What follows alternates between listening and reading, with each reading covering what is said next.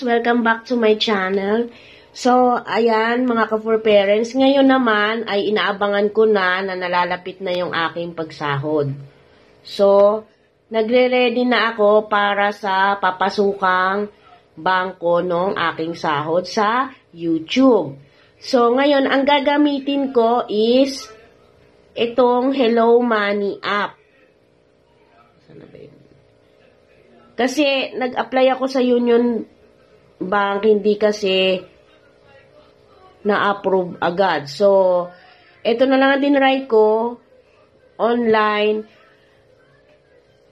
ako nag-apply ng Hello Money. So, ida-download nyo lang yan sa Play Store and then magre-registered kayo dyan. Open a new account. So, ako nakapag-registered na ako. And then, nag-email na sa akin yung AUB na pasado nga yung aking application.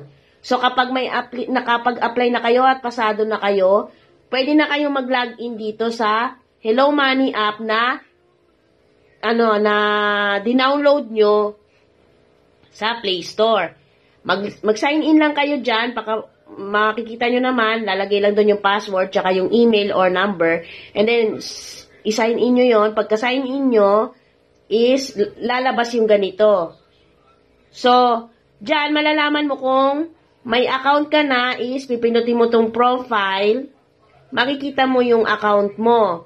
Ito yung number mo nung nag-apply ka. Yan na yung ipapakita mo sa bangko pag mag-a-apply ka na ng ATM card. So, saan ba mag-a-apply ng ATM card? Natural sa mga AUB branch.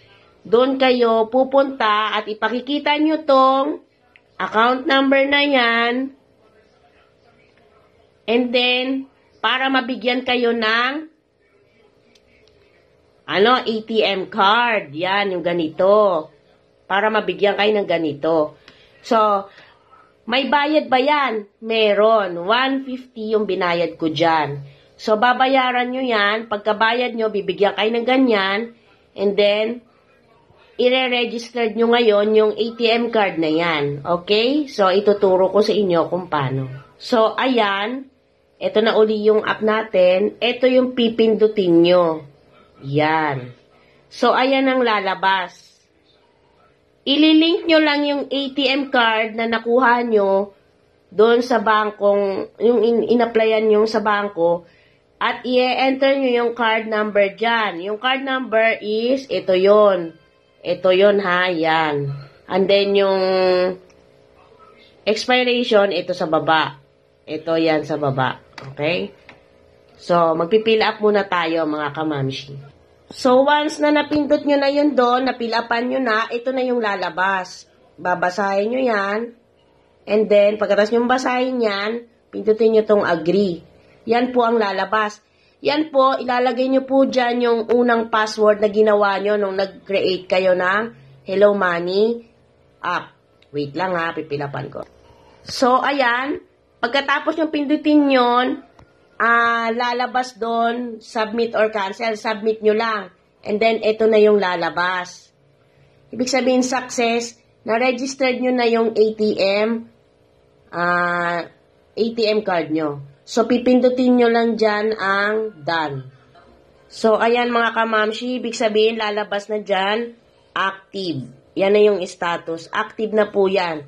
So, pwede nyo na pong gamitin yan para ipasok dyan yung sasahurin nyo sa YouTube, sa FB, or sa ano pa man pong pwede nyong paggamitan.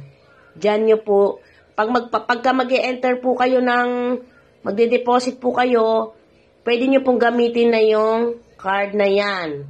Pwede nyo nang lagyan yan. So, ayan mga ka-for parents.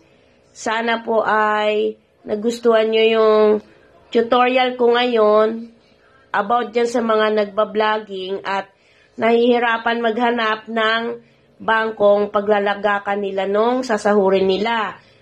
Sa YouTube man yan, or sa FB Reels man yan, or sa FB, or sa TikTok. Yan, so, pwede nyo gamitin yang online na yan, online ATM, na yan. So, ibig sabihin, dito sa Hello Money na to, wala siyang maintaining balance. Hindi katulad pag sa ibang bank, masyado kasing mataas kasi ang kaltas ng ano nila. So, ito ang napili ko kasi medyo mababa ng konti. Katulad natin na hindi naman tayo ganun kagaling hindi naman tayo sikat or masyadong malaki na yung ating mga subscribers para sumahod ng napakalaki. So, para sa atin, yung kakaltasin ni YouTube, ni Google AdSense, o nung bangko na paglalagakan natin ay mahalaga. So, ibig sabihin, tayo man, naghahanap din tayo ng medyo mababa lang ang rate ng kaltas na bangko sa paglalagakan natin ng pera. So, ayan, ito sinishare ko sa inyo kasi ito, medyo maganda siyang gamitin kasi medyo mababa lang ang rate niya. So, ayan mga ka-for parents, sana po may natutunan kayo sa tinuro ko. And then, papakita ko sa inyo sa susunod na vlog ko yung, ang tawag dito, kung pumasok na ba dito yung sinahod ko sa YouTube. So, ayan mga ka-for parents, sana po yung mga dati ko na pong subscribers, palike na lang po yung video at saka po yung mga hindi pa po nakasubscribe, pwede pong pasubscribe, palike na rin po yung video. And then, pwede po kayo mag-comment kung may tanong po kayo, sasagutin ko po kayo. So, maraming salamat po sa inyo sa panonood ng aking vlog. Thank you po. God bless po sa inyo. Sana po abangan nyo pa po yung susunod ko pa pong mga upload. Yung mga more content na magagawa ko para magustuhan nyo po. So, medyo ngayon, tutorial muna about dito kasi sa nalalapit nating pagsahod. So, medyo nagturo muna ako sa inyo ng ganito para doon sa mga naghahanap ng mga bangko na medyo mababa ang rate, pwede po kayong mag-apply sa AUB. Kasi sa AUB, medyo mababa lang yung rates at saka nagtatanggap sila ng through yung sa mga ang tawag dito? Sa abroad. Nag-ano sila sa ganyan. Kasi ang BDO kasi tinry ko medyo mataas yung rate nila ng pagpasok ng malaki yung kaltas, kaya medyo naghanap ako ng iba. Yung Union Bank, maganda rin sana, kaso kukunti lang kasi yung branches ng Union Bank.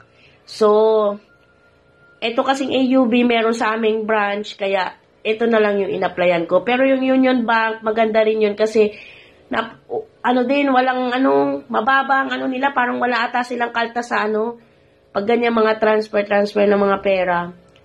So, ayan mga ka-for parents, God bless po sa inyo. Maraming salamat.